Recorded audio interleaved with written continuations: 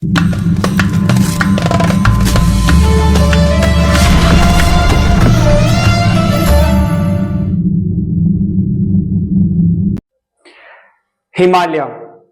दुनिया के सबसे ऊंची पहाड़ियों का घर, एक ऐसी जगह जहां हर किसी के पहुंचने की बस की बात नहीं, लेकिन इसी हिमालय के बर्फ से ढके हुए जंगलों में एक ऐसा प्राणी छुपा हुआ है जिसका जिक्र लोग कई दशकों से करते आ रहे हैं।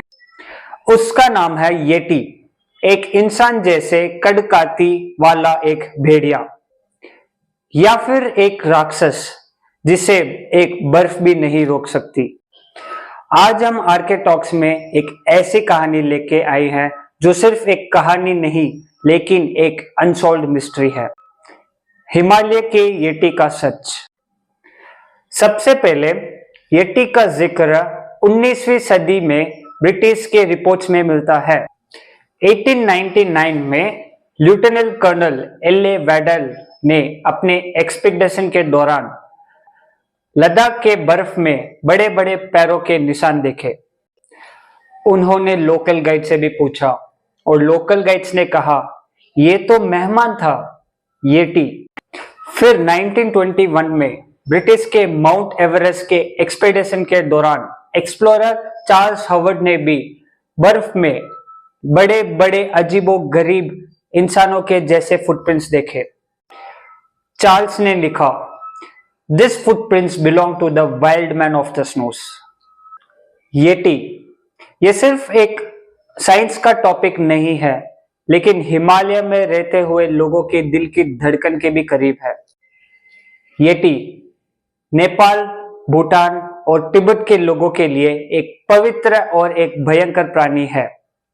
उन्हें मेटे, मिगोय और मिर्का जैसे नामों से भी जाना जाता है। कहा जाता है कि येटी जंगलों में रहता है, इंसानों से एकदम दूर, लेकिन कभी कभी वो अपने एरिया में घुसने वाले लोगों को भी सजा देता है। कई योगीस और साधुस का तो ये कहना है कि येटी एक स्पिरिचुअल रक्षक है जो हिमालय के पवित्र स्थलों की रक्षा करता है।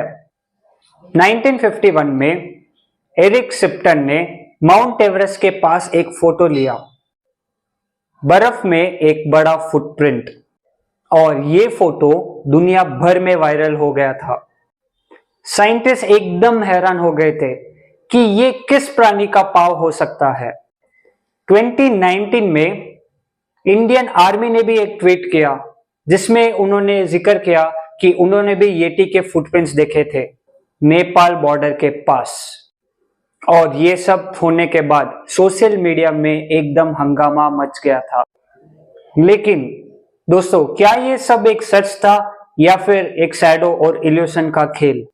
साइंटिस्ट का कहना है कि येटी एक रियल प्राणी नहीं, लेकिन कोई मिसअंडरस्टूड एनिमल भी हो सकता है, जैसे कि हिमालयन ब्राउन बियर या फिर एक स्नो लेपर्ड। उनके फुटप्रिंट्स बर्फ में बदल जाते हैं और इंसानों जैसे दिखने लग जाते हैं। एक डीएनए स्टडीज हुई जिसमें येटी के सैंपल्स एनालाइज किए गए। Results most matched with samples of Himalayan bears, और कुछ सैंपल्स अननोन स्पीसीज से भी मैच हुए जिसका कोई रिकॉर्ड भी नहीं था। तो दोस्तों, सच क्या है? क्या साइंस हर बार सब कुछ एक्सप्लेन कर सकती है? तिब्बतन बुद्धिस्ट स्क्रिप्चर्स में येटी को एक गार्डियन माना गया है, एक आत्मा जो सिर्फ हिमालय के योगियों के लिए दिखाई देती है। कहा जाता है कि येटी सिर्फ उन लोगों को नजर आता है जो हिमालय में साधना और तपस्या करते हैं। एक बार एक रिपोर्ट ऐसा भी आया कि एक येटी ने हिमालय के साधु की रक्षा भी की है और उन्हें मारने से भी बचाया है। तो दोस्तों, आपका क्या कहना है कि येटी सिर्फ एक जानवर है या फिर कोई हायर डायमेंशन बीइंग? सदियों से येटी लोगों के जहन में रहा है, कभी डर के रूप में और फिर कभी आस्था के रूप में भी। आज भी हिमालय के ऊंचाइयों में लोग आज भी कहते हैं रात में अगर आपको कोई भारी साया दिखे या जंगल में किसी अजीब साउंड भी सुनाई दे तो समझ जाना कि येटी आसपास है। लेकिन जब तक हमें कोई एक सॉलिड प्रूफ नहीं मिलता तब तक येटी एक रहस्य में ही रहेगा। शायद इसलिए लोग इस कहानी से जुड़े हुए हैं, क्योंकि हर इंसान के अंदर एक डिजायर होती है अननोन को जानने की। तो दोस्तों, आपको क्या लगता है कि येटी सच में हिमालय में अभी भी जिंदा है?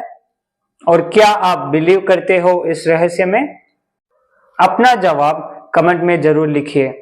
और अगर आपको भी ऐसे अनसॉल्व्ड मिस्ट्रीज पसंद है तो आरके टॉक्स को सब्सक्राइब कीजिए, क्योंकि हर हफ्ते हम आपके लिए लेके आते हैं एक नई कहानी और एक नई तलाश। तो दोस्तों, मिलते हैं अगले एपिसोड में। तब तक के लिए अंधेरा गहरा हो या बर्फ की चादर, सच कहीं छुपा होता है और हम उसे ढूंढ निकालेंगे।